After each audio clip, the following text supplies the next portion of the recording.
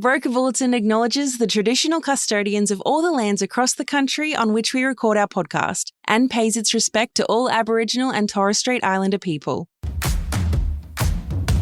Welcome to the Broker Bulletin podcast, where better begins. Join us as we chat with brokers about what's working for them, what drives them, and the real challenges and wins that matter most right now.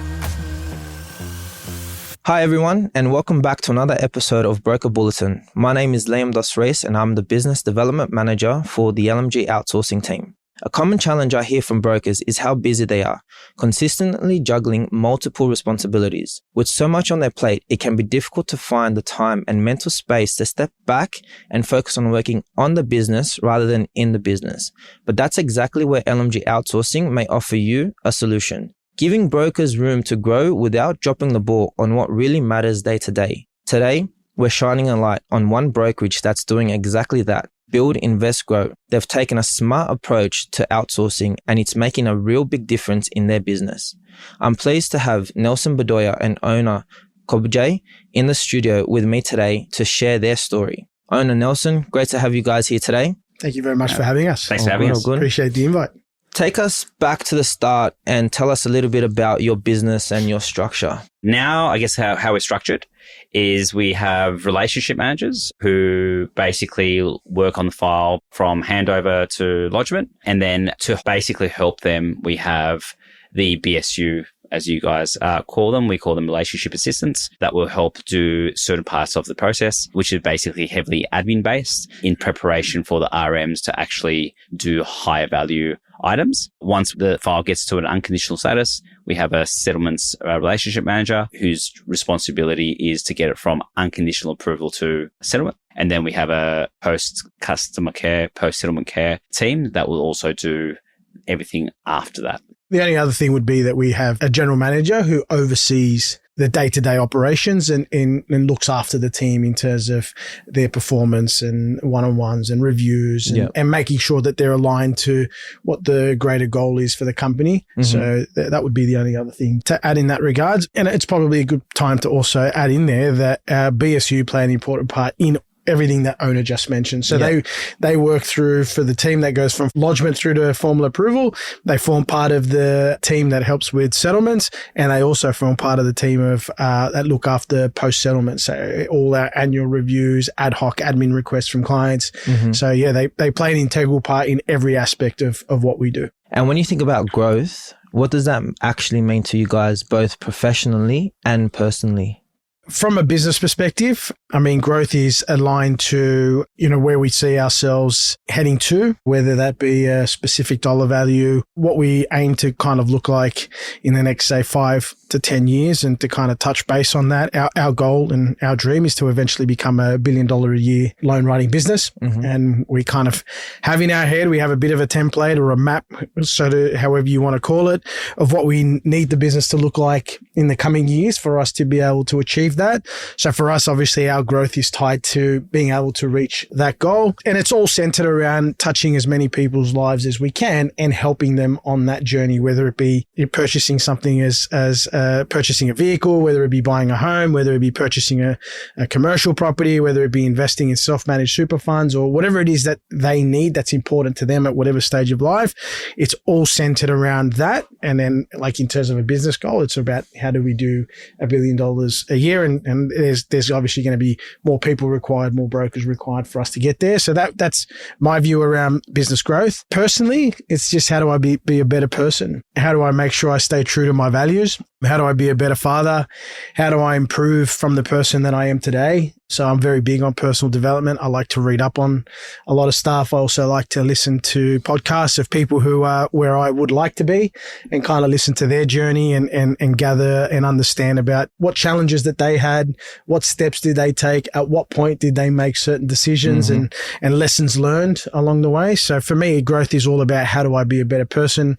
How do I align myself to my values, stay true to my values, and ensure that anyone that I have around me whether it be from a business sense or a personal sense, that they are also aligned to that set of values. I think that's probably one of the biggest standouts that's happened that I've seen, especially being in business and running a business now for coming up to 11 years. So yeah, it's all about being a better person, being a better father, and just constantly looking at ways to further develop from the person that I am today. Mm-hmm. Do you want to share what those values are real quick? My biggest values are loyalty, integrity, and honesty. They're the biggest thing that hit my core. And whenever something happens that kind of deviates from that, it gives me that funny feeling inside and really messes with me. So yeah, it's definitely I would say they're the three biggest ones for me. From my side, from a business sense, growth is everything for us. It's just one of those things that we pursue, we keep pursuing. I don't think there's a success. There's not a point where you go, I'm successful when I do X or when I do Y, but it's that same mantra of how do we become better? How do we do things better? How do we reach our potential, try reaching closer to our potential? And that comes in different facets. It comes in different phases. It comes in different life cycles, especially with the business and people. But then as your team grows, then that growth changes in not only for yourself or for us as directors, but also it changes with how do we help our people hit their goals. And that's another massive growth element because at the end of the day, we started this thing knowing that we're going to benefit a lot of people's lives, and one of those key elements is our staff who give everything they have during the week for us. We also want them to achieve their goals, and that kind of runs in our DNA from a build, invest, grow perspective. Personally, we're a very close mantra to what Nelson said. It's just how do you become a better person? How do you do those 1%ers that make you better in the sense of, can I have a better relationship with my kids, or can I have a better relationship with my wife and so forth? And, can I be a better son to mum and dad, or, but the other big, I guess it's just having, when you have children, you also have to kind of think about and slow down and say, you know what, I'm on show every day in terms of what a good human looks like or should look like, and what standards I accept, and what standards they should accept. And then once you have that lens, I think it just changes the element of growth, because growth's not necessarily, in my eyes, it's not, hey, how much either money you have or status you have or whatever. It's like, what legacy can I keep to my children, and then allow them to, enlarge the footprints that they've come with. How long have you guys been using the LMG offshoring offering, and how did it come to your radar? I think it came in like year 3 or year 4 from memory. Yeah, definitely had it for at least 6 or 7 years. Yeah. Mm-hmm. How did it come into our radar? Well, it was just something that we caught from Loan Markets, letting us know that, this is an initiative that they're now offering, and we definitely saw it. And I think one thing with Onur and I is we're extremely open to trying new things. In business, it's about remaining fluid, right? You have to be able to adapt and change with the times, because the reality is the times are changing, and what you used to consider a traditional business structure and what it used to look like, it's completely different now, right? Like we look at our staff setup. Funny story, because we moved into an office. We moved out of our old office and into a much bigger office with the view that we were running out of space at where we were. So we went to an office double the size. Now we're at an office that's double the size with only 3 people in the office. We have like 18, 19 staff members, and they're all based either interstate or based out of remotely with BSU. So when that initiative got introduced, that's probably the first time we got exposed to having staff that are basically outside of, when I say control, it's not that we're controlling, it's more controlled in the sense that they weren't in the office, which means the way in which you operated, managed, reviewed their work, set expectations, set standards was completely different. But as I said, Onur and I have always been really, really open to the idea of, hey, like, we're not afraid of trying new things. When we took that on, I think we had two BSU, and now we're at 4 BSU with the likelihood of that extending further. I mean, we know we're going to extend that further out, and it's just a constant wait of looking for the right candidate to come across. So right now we sit at 4, but we started with 2. Yeah. To say that it was an easy adaptation process, absolutely. I mean, from my point of view, and I don't know if any of you are going to say something different, absolutely not. It was definitely not easy to adapt to because of what I said, right? We were so used to having the culture of we're all in the same place.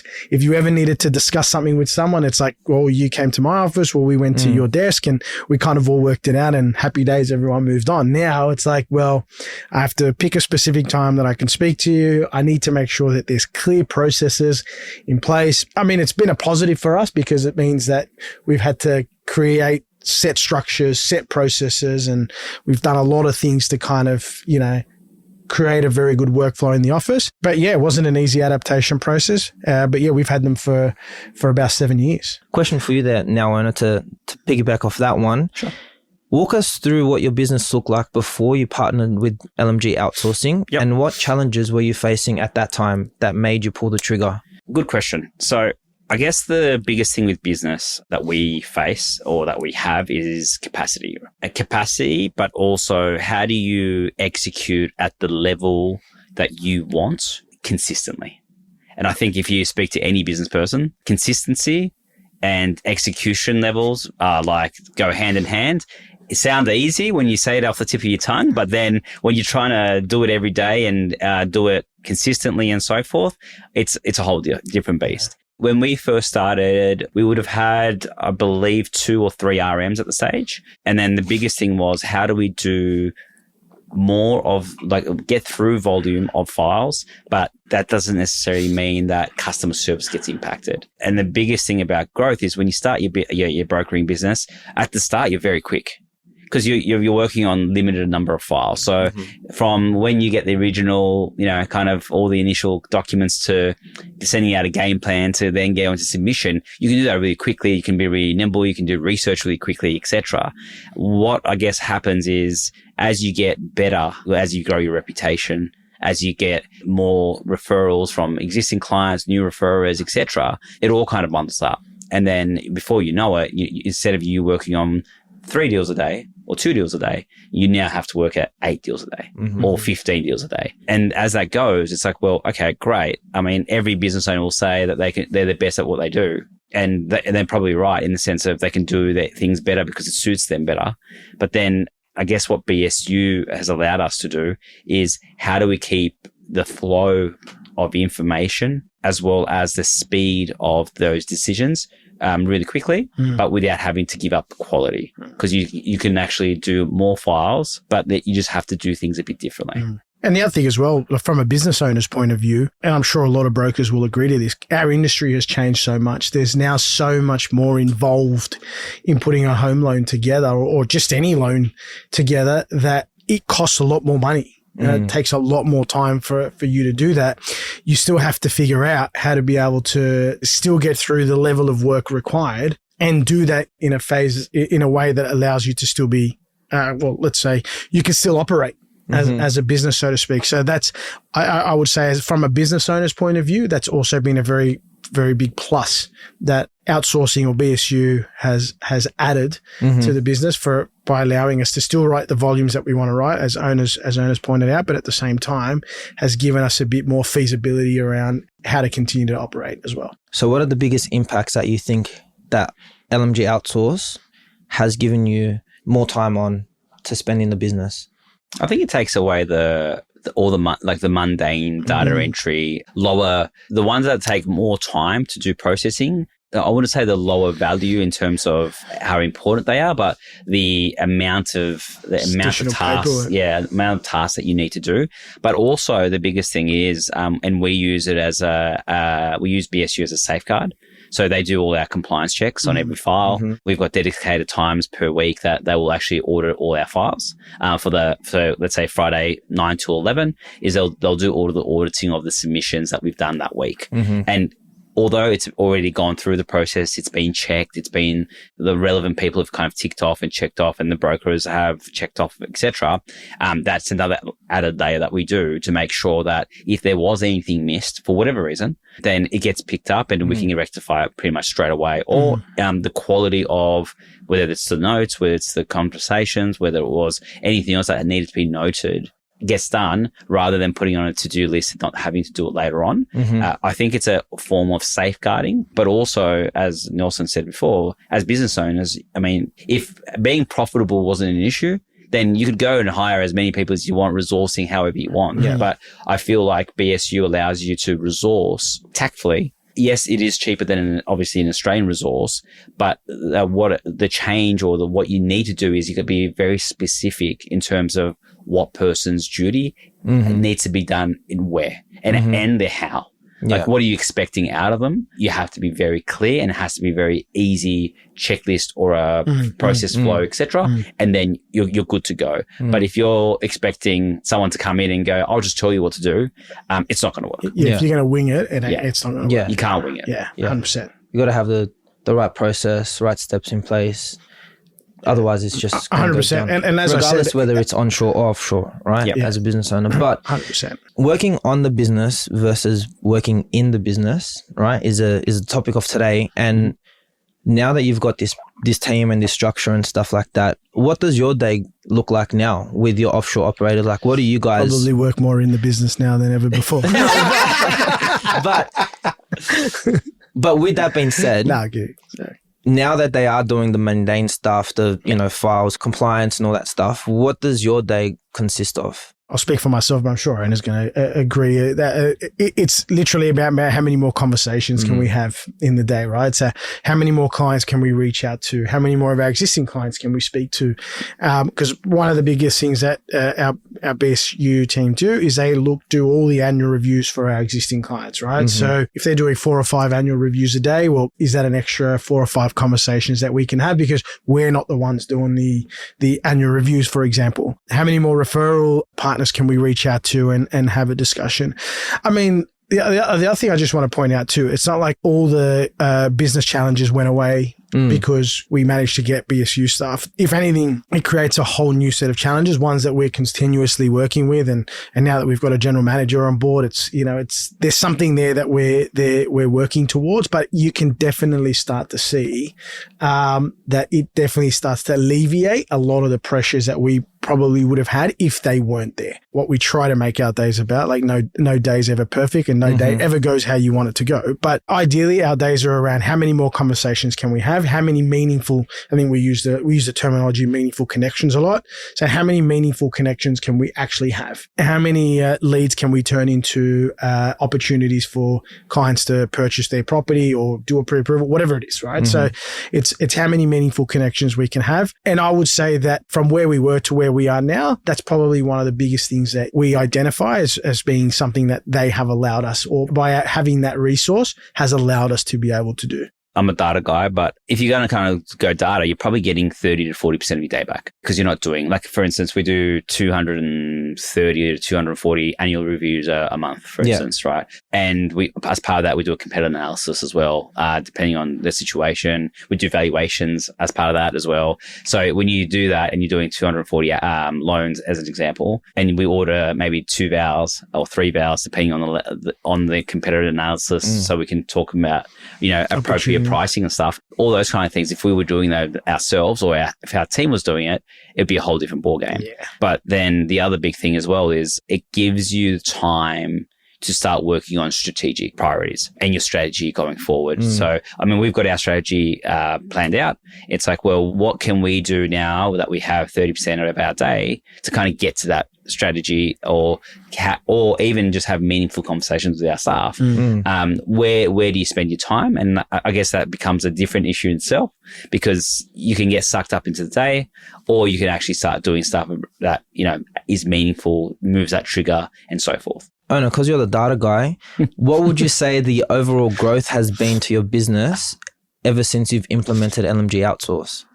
What percentage, or how has that impacted? I'll give you a few different snippets in terms of time and what have you. When we had probably 2 RMs and we got BSU, you're probably going to get, actually, there's probably a better data source for you.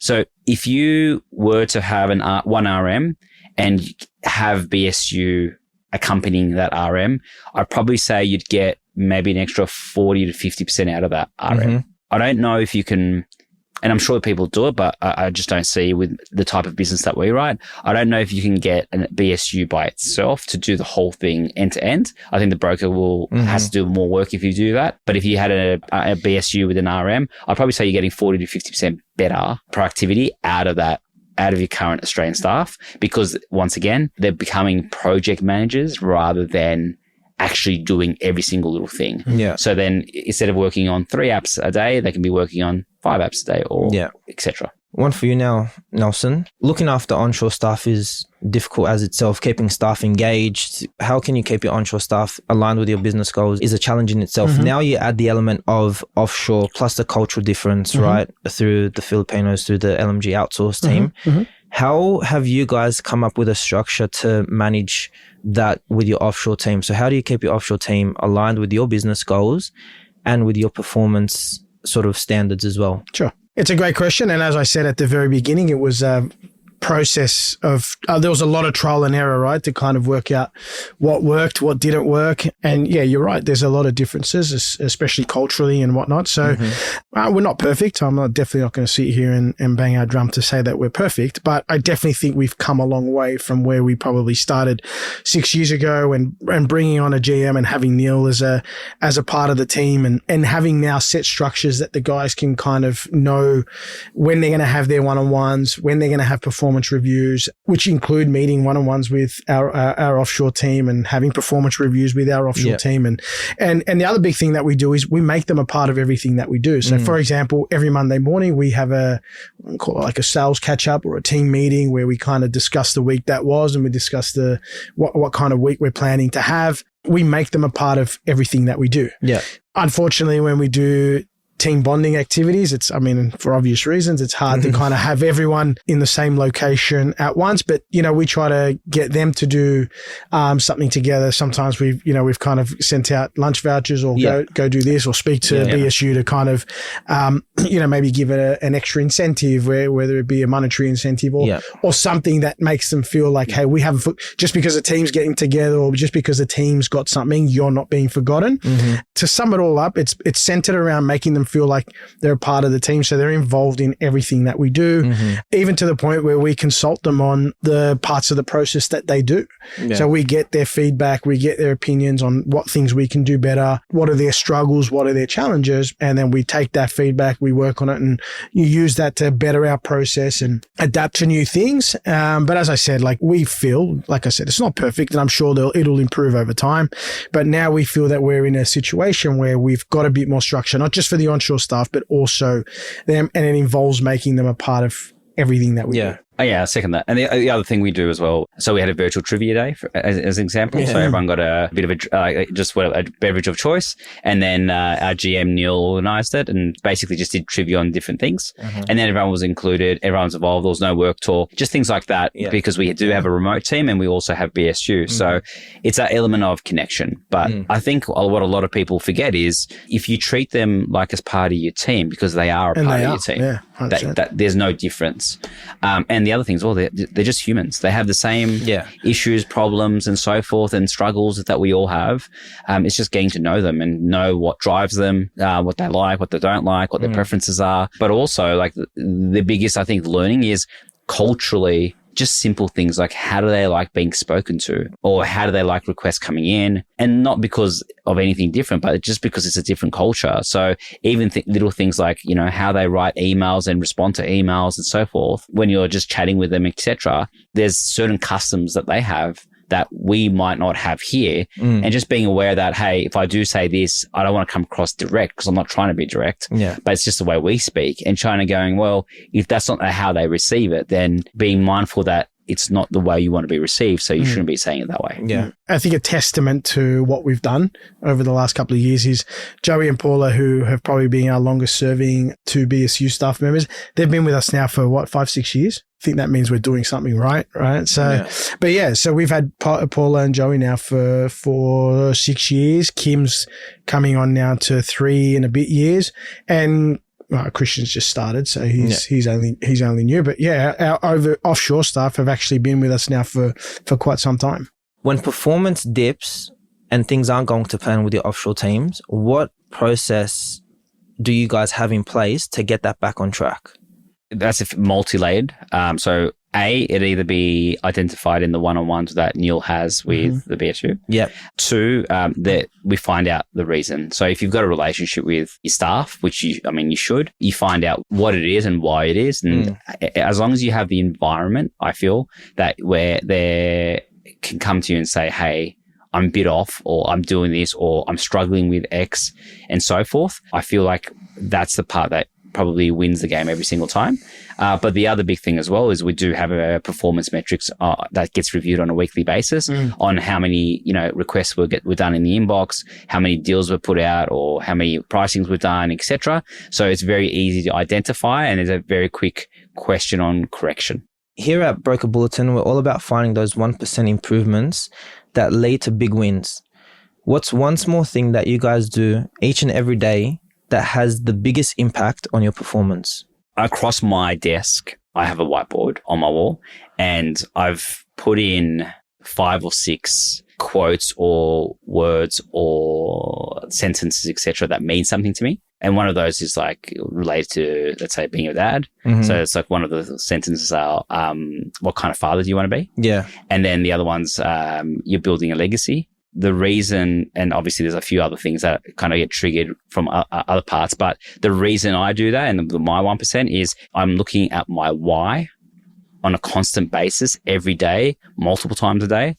So when I might not feel like, hey, I'm not giving it my all, or I might doubt myself, etc., I look at that wall to make sure that I know I'm aligned to my vision personally, but also our vision as a business. I'm very much the same. And probably the thing that we share together is we've always said to each other, we shut out the noise. We do not let whatever's going on in the industry, whatever's happening in the world, we shut out the noise, and we just focus on remembering why we started this and remembering what we're working towards and who we're doing it for. That's the biggest thing that keeps us moving forward, especially on the days where we don't feel like we're in a position to want to do it, I guess. My biggest takeout from today's session is how you guys get your offshore team involved. For instance, that trivia day, I look after an offshore team as well, and they love the trivia stuff and the lunch vouchers and stuff like that. So getting them involved in as many activities or team activities as you possibly can it's a no-brainer. It's one simple way to get them involved. And we can also get our staff to do activities over there in the Philippines, as long as you guys let us know. We've done a lot of that for other brokers. So I think that's my biggest takeout is how can you keep your staff engaged, and you guys have, all that down packed with the one-on-ones through to the lunch vouchers, the trivias, all that stuff. So it's exciting and appreciate that. Thank you for having us. Thank you so much for listening. If you have a topic you want us to discuss, please email us at brokerbulletin@lmg.broker or DM us on Instagram, lmg.broker, and our producers will make sure to answer you ASAP. If you like this episode, make sure you rate and follow us on your favorite podcast store. Thank you so much for listening, and have a great day. Thanks for tuning in to Broker Bulletin. We would hate for you to miss an episode. Subscribe to Broker Bulletin in your favorite podcast app. Has this episode been helpful? We'd love you to rate and review us. It'll help us deliver content that's useful to you and help others discover us. If you have great ideas for topics worth tackling or have burning questions you'd like addressed on an upcoming episode, reach out. Links in the show notes. See you next time.